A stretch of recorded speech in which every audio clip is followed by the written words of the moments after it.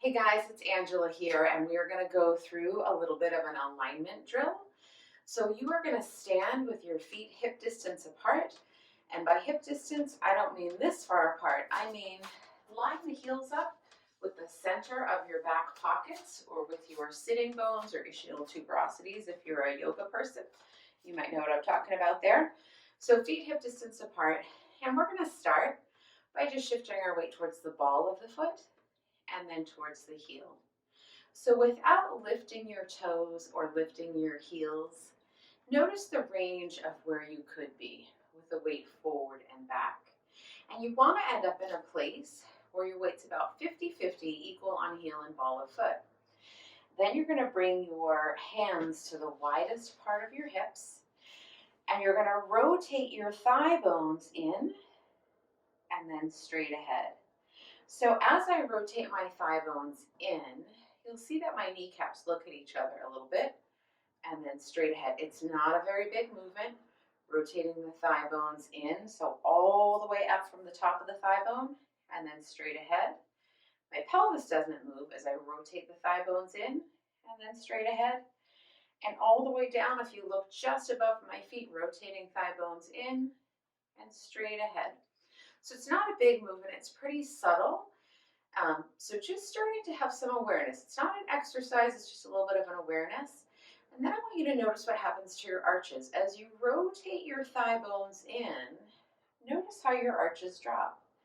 As you rotate your thigh bones straight ahead, notice how the arches lift a little. So we rotate the thigh bones in and the arches drop, straight ahead, and the arches lift. That's important for a lot of reasons, but I just want to point out that some of the deep hip rotator muscles are connected to the pelvic floor. So what's going on in your pelvic floor and hips can affect your feet and vice versa, okay? So where we want to be, kneecaps straight ahead. You're going to take one hand, put on your pubic bone, and one hand on your tailbone. Soften your knees just a little bit, and you're going to tuck your tailbone and lift your tailbone. So with this one, if you imagine your pelvis is like a bowl of soup, you're going to pour your soup out behind you and in front of you as best you can. This is much harder to do in standing than it is in lying down, right? You'll have a lot more motion lying down. So just play with what you get and find a place where you imagine you're not dumping your soup out in front of you, so a big arch in your back, but you're also not pouring your soup out behind you, so kind of a butt tuck. I can't even go there because my hips are pretty tight. I have to really bend my knees to get there. But you're going to find that place where your pubic bone is just about perpendicular to the floor. And then you're going to bring your hands up to your rib cage. So hands on either side of the rib cage, right below your bra strap. You're going to slide your rib cage to the right and then to the left. Again, not a very big movement. Rib cage slides to the right and then the left. Now we're going to leave the pelvis where it is. So we're not shifting everything around. We're stabilizing the pelvis, gliding the rib cage to left and right. I actually have quite a bit of movement. You might not have this much movement, it's fine. Just notice how easy or hard this is. Is it the same or different to either side? Where you want to end up is with your rib cage stacked directly over your pelvis. This next one's a little bit tricky and weird. So we've got our weight equal, our kneecaps straight ahead. We're not pouring our soup out anywhere. Rib cage stacked over pelvis. You're going to keep your hands at the bottom of your rib cage and imagine your rib cage is kind of like a bell shape. So it's narrow at the top, broader on the bottom. You're going to ring your bell. So when I ring the bottom of my bell up and forward, the back drops. And when I ring the front down, the back lifts and shifts backwards. Right, so just picture that bell shape, and you're ringing this bell back and forth, and where we would like to end up is with our bell stacked, the opening of our bell stacked directly over the pelvis. For most of us when we get here, because we're tight in the shoulders and the upper back, you're going to feel really hunchy. This is going to feel terrible. Trust me, it's something we need to work through. You're going to keep your rib cage stacked over your pelvis, so one hand on the bottom of your rib cage. Bring one hand to your breastbone, leaving the bottom of your rib cage where it is.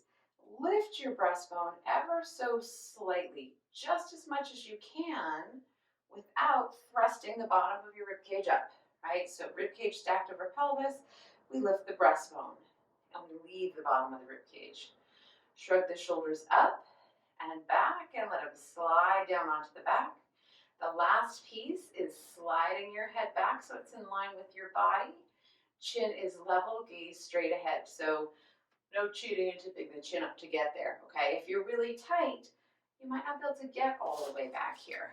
We're working towards optimal alignment, not perfect, optimal for you, so it depends. I know that sounds like a lot, so we're gonna go through it again. And the more you practice this when you're in the shower, when you're waiting in line at the grocery store, you'll get quick. You'll be able to do it in seconds. Okay, so here we go.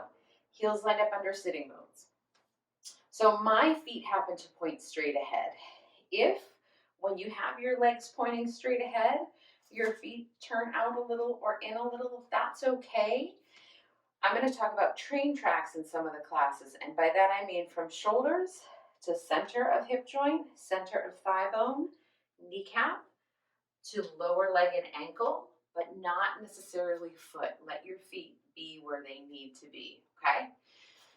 So we've got our heels lined up under sitting bones. We're going to shift the weight towards the ball of the foot and then towards the heels. Ball of foot and then heels. Finding a place where your weight is even, about 50-50 on heel and ball of foot. Hands to the widest part of your hips. Rotate your thigh bones in and then straight ahead. Rotate your thigh bones in, kneecaps look at each other, arches drop, and then straight ahead, arches lift, kneecaps straight ahead. We rotate the thigh bones in, the arches drop, kneecaps are looking towards each other, kneecaps straight ahead, arches lift slightly. Again, not a big movement and not an exercise. Go easy. It's really more of an awareness thing. And it's not a huge difference. One hand on your pubic bone, one hand on your tailbone. You're going to tuck your tail and lift your tail. You might need to bend your knees a little bit to free up the motion here in your spine. Find that place where you're not spilling your soup anywhere and your pubic bone is just about perpendicular to the floor. This should never be painful. It might feel a little weird or awkward, but it should never hurt. We're going towards optimal, not perfect. So if you're someone who is usually pouring your soup out all over the place in front of you, you might not be able to get all the way up to neutral.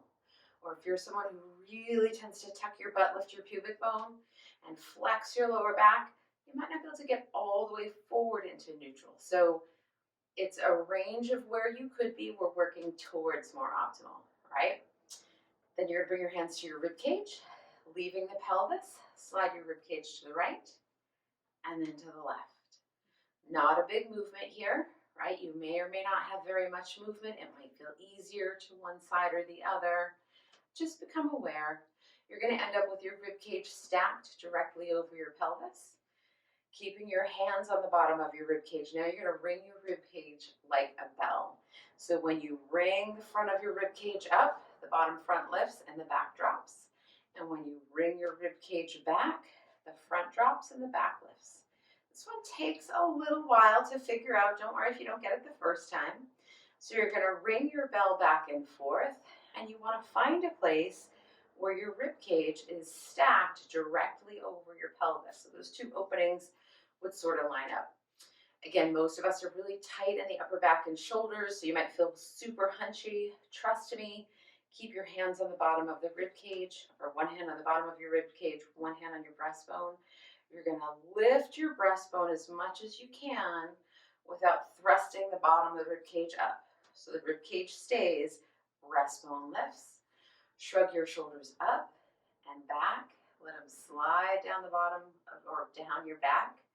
The last part is sliding your head back gently. If your head were a dresser drawer, right? You're just sliding your head back in line with the rest of the body. Ideally, the ears are over the shoulders, but some of us can't get there right now. So don't force it by tipping your chin up.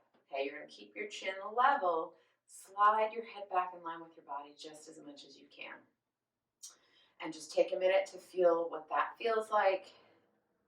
Or we'll do it one more time. All right, so shake it out a little bit, move your feet around. Feet come hip distance apart, heels line up under sitting bones. Weight shift to the ball of the foot and to the heel. Find the position where your weight's about 50-50 on heel and ball of foot. Hands to the widest part of your hips.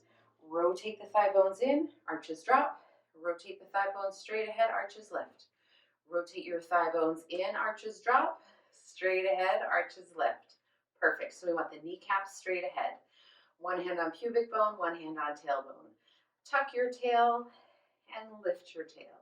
You could also think of it as lifting your pubic bone and then dropping your pubic bone, almost picturing you have a handle here.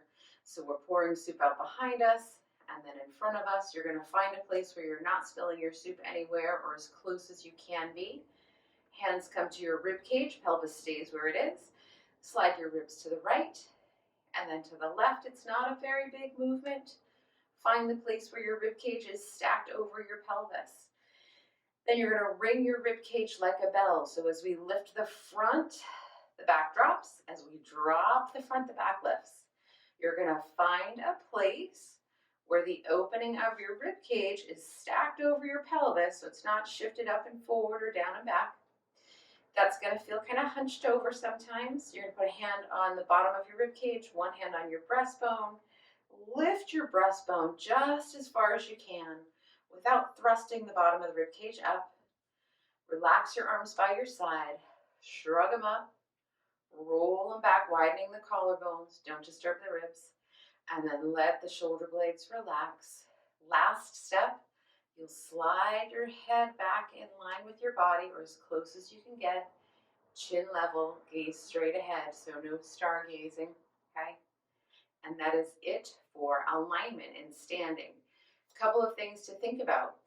When we go to take our weight onto one leg, we want to keep, I'm going to say all our ducks in a row in some videos, right? So shoulders, center of the hip, thigh, knee, lower leg. I want to keep all my ducks in a row when I shift my weight. I don't want things to fall apart to the side here.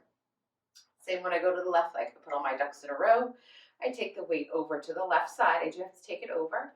I'm going to keep my ducks in a row on the left as I take my left leg up. When it comes to lunges, when we start to do some lunges, we've got 1 foot forward, 1 foot back for a lunge. We're going to keep all our ducks in a row. So we're not on a balance beam, we're hip distance apart. But try this. Shoulder, center of hip and thigh, knee, lower leg line up in the front and in the back.